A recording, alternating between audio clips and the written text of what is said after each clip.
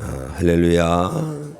하나님의 위로와 평강이 하나님을 예배하는 성도들 가운데 오늘도 충만하고 차고 넘치게 되기를 주님의 이름으로 축복합니다.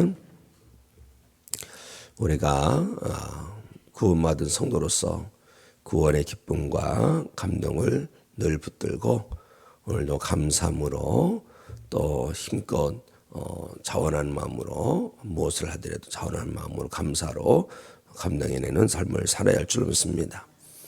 성령 충만함으로 살고 하나님 만난 삶을 살고 예수님 만난 삶을 사는 것은 일반 삶과 다릅니다. 마치 베델에서 야곱이 베델에 이르기 전의 발걸음과 베델에서 하나님을 만나고 그의 발걸음은 전혀 다른 발걸음이에요. 자, 우리 1절 말씀 보실까요? 1절 말씀 함께 읽습니다. 시작. 야곱이 길을 떠나 동방 사람의 땅에 이르러. 아멘. 이제 외삼촌 댁 동네에 도착한 거예요. 그런데 보면 야곱이 길을 떠나랬죠. 이 떠나라는 단어가 어떤 단어냐면 히브리어로 나사라는 단어입니다. 나사라는 단어는 들어 올린다는 거예요. 자, 어떤 뜻입니까? 야곱이 길을 갈 때에 뭘 들어 올리겠습니까? 다리를 들어 올리는 거예요. 다리를 들썩들썩 하면서 들어 올린 겁니다. 어떤 것인지 알겠죠? 하나님 만나고서부터는 완전히 바뀐 거예요. 신나고 기쁘고 감사하고 활력 있고 역동적이고 적극적이고 다른 겁니다. 이 베델에 이르기까지는 정말로 어기적 걸었을 거예요. 맥이 빠지고 가고 싶지 않은 길을 가는 그러한 발걸음이었을 거예요. 그런데 하나님 만나고는 다른 겁니다. 하나님께서 나와 함께 하시는구나. 하나님께서 놀라운 축복을 주셨구나. 얼마나 감사한지 들썩들썩 하면서 춤이라도 추는 것처럼 이렇게 걸어서 외삼촌 댁에 간 것을 우리는 볼 수가 있습니다. 우리 이걸 보면서 맞아. 우리가 구원받은 성도라면 구원 이전과 구원 이후의 삶이 이렇게 야곱처럼 바뀌어야 되는 것이야. 하나님 만나기 전과 하나님 만난 이후의 삶은 바뀌어야 되는 것이죠. 우리가 성령 충만함으로 거듭나기 전과 거듭난 이후에는 달라진 삶을 살아가야 된다는 것입니다. 오늘도 우리는 삶을 살 때에 예수님 만난 그 은혜를 놓치고 그냥 그 예수님 만나기 전처럼 어기적 살 것이 아니라 구원받은 기쁨과 감동을 가지고 성령께서 우리 가운데 오신 것을 그 은혜를 붙들고 기쁨과 감사로 활력 있게 삶을 살아내는 성도가 되어야 할 줄로 믿습니다. 신명기 29장 4장 29절 말씀, 예레미야 29장 13절 말씀, 이런 말씀이 있어요. 만일 마음을 다하고 뜻을 다하여 그를 찾으면 만나리라. 하나님을 찾으면 만난다는 겁니다. 하나님 못 만난 성도이시다면 이 새벽에 간절히 찾고 구하십시오. 하나님께서 만나 주십니다. 또 레위기 말씀 보면 너희가 온 마음으로 나를 구하면 나를 찾을 것이요 나를 만나리라. 물론 우리가 이렇게 한다고 해서 자동적으로 되는 건 아닙니다. 하나님께서 이미 은혜의 문을 활짝 열어놓으셨어요. 하나님께서 은혜의 문을 열어놓으셨는데 우리가 그것을 취하지 않아서 그런 것입니다. 이미 주님께서 우리 가운데 임하여 계신데 우리의 영의 눈이 열리지 않아서 그런 거예요. 우리가 간절히 만나기를 구할 때 우리의 눈을 활짝 열어주셔서 이미 우리 가운데 와 계시는 하나님 우리 주님을 보게 하여 주실 줄로 믿습니다. 오늘도 간절히 구하십시오. 구하는 가운데 영의 눈이 열려져서 나를 찾아오시고 나를 붙드시고 나와 동의하시는 주님을 보시고 오늘도 기쁨으로 감사로 활력 있게 살아가는 성도가 되시기를 주님의 이름으로 축복합니다. 우리가 믿음 생활하더라도 그런 가운데서 믿음 생활해야 할 줄로 믿습니다. 도살장에 끌려가는 표정으로 믿음 생활을 하면 안 되는 것이죠. 천국을 향해서 가는 그런 얼굴의 표정을 가지고도 우리가 나아가야 할 줄로 믿습니다. 오늘 한번 아침 집에 가셔서 한번 거울을 보세요. 내가 구원받은 성도의 얼굴인지 지옥에 끌려가는 성도의 얼굴인지 돌아보시고 지옥에 끌려가는 그런 성도의 얼굴로 살아가는 것이 아니라 천국을 향해서 가고 있는 얼굴로 하나님을 영원롭게 하는 삶을 살아내시고 또 다른 이웃들에게도 정말로 무슨 좋은 일이 있냐고 그러면 좋은 일이 있다고 또 은밀한 친구가 계속 묻는다면 나 사실은 천국에서 가고 있잖아. 얼마나 기쁘고 감사해. 그래서 내가 이렇게 얼굴이 환한 거야 라고 간증할 수 있게 되기를 주님의 이름으로 축복합니다. 이 야곱이 이 삼촌 동네까지 갔는데 제일 먼저 어디로 갔습니까? 우물이 있는 곳으로 갔어요. 2절 말씀을 우리 다 함께 읽습니다. 2절 시작.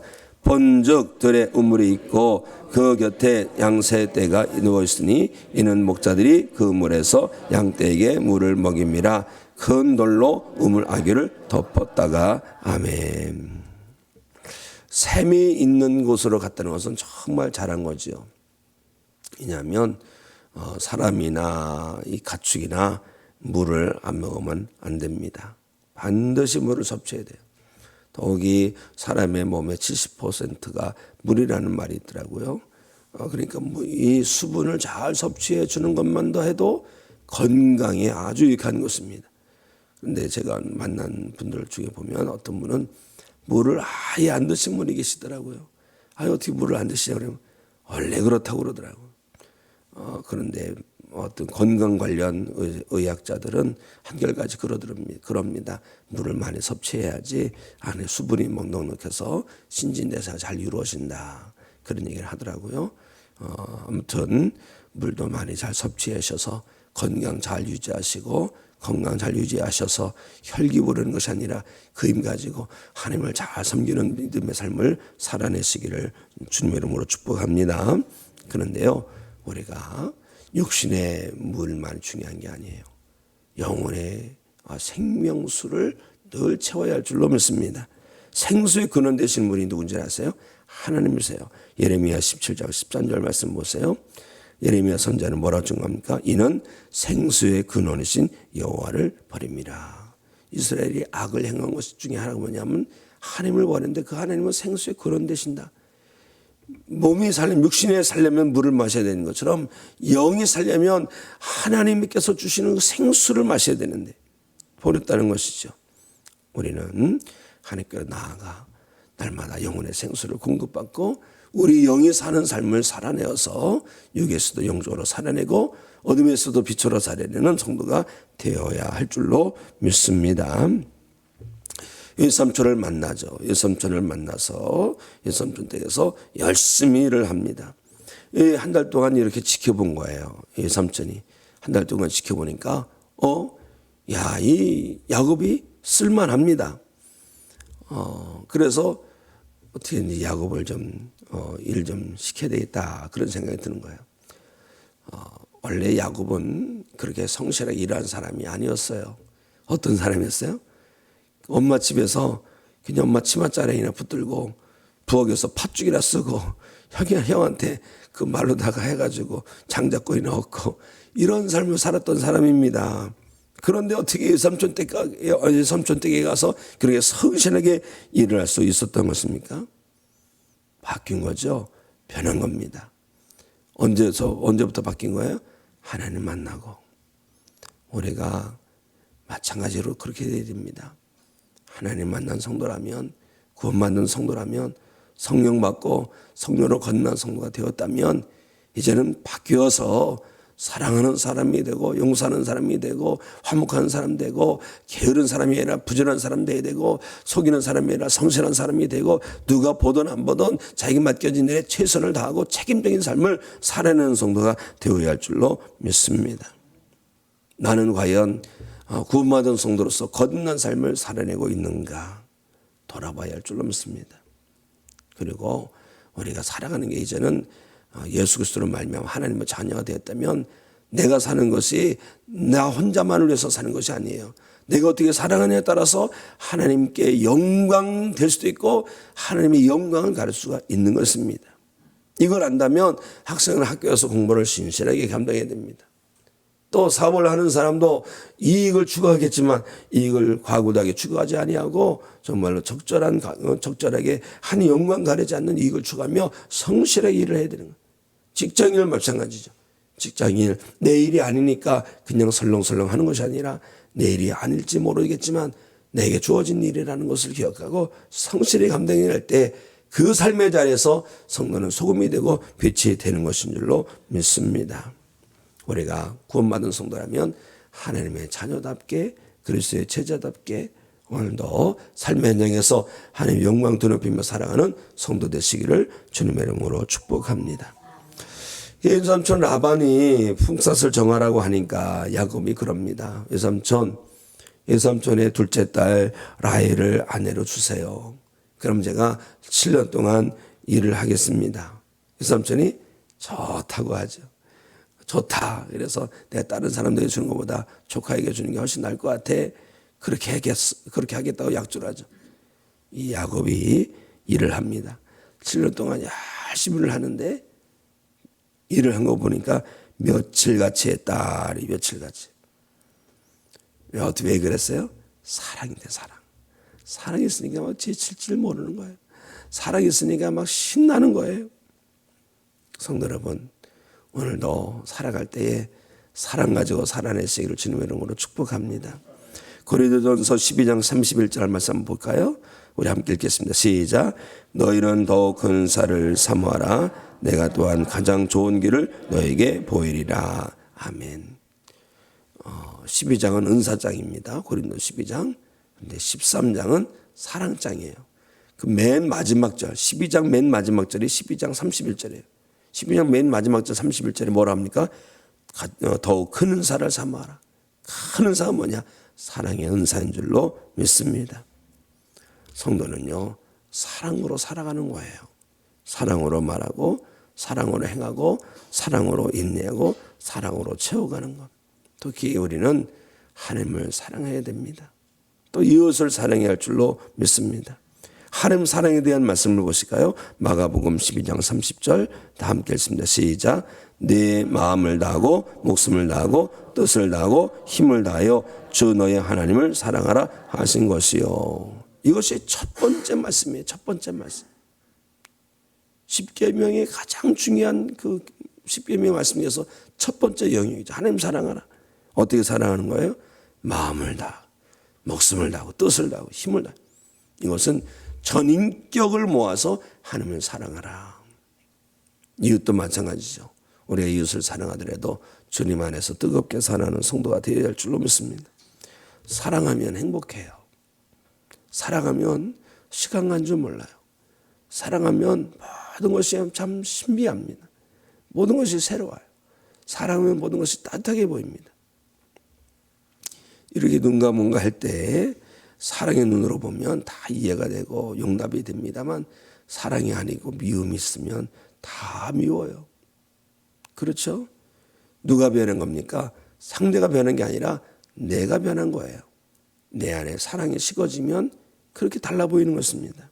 그렇기 때문에 오늘 이 새벽에 우리가 구할 것이 있어요. 주여 사랑을 더하여 주시옵소서. 사랑으로 바라보고 사랑으로 생각하고 사랑으로 말하고 사랑으로 행하게 해 주시옵소서. 그래요. 사랑으로 살아가는 성도님들의 인생 되시기를 바랍니다. 드디어 그날이 됐어요. 약속의 날이 됐어요. 얼마나 감사합니까? 이제 잔치를 벌입니다. 결혼잔치를 벌이죠. 그리고 신혼방에 들어가서 초회를 치르게 됩니다. 초회를 치르고 딱 봤더니 어머나 세상에 깜짝이야. 웬일입니까? 라헬인 줄 알고 초회를 치렀는데 보니까 레아예요. 레아는 마음에도 없던 여자입니다. 그렇게 이쁘지도 않았나 봐요. 뭐 이쁘고 안 이쁘고 자기 눈에 차는 거지만 그렇죠. 근데 레아인 줄 알았는데 레아. 그래서 그냥 문을 막자고 나서 삼촌 외삼촌 어떻게 나를 속일 수 있습니까? 응? 이런 일이 어디 있습니까? 그러니까 외삼촌이 아주 얼굴을 깔고 그럽니다. 아, 우리 지역사회에서는 동생 먼저 가는 거 없어. 언니가 먼저 가는 거지.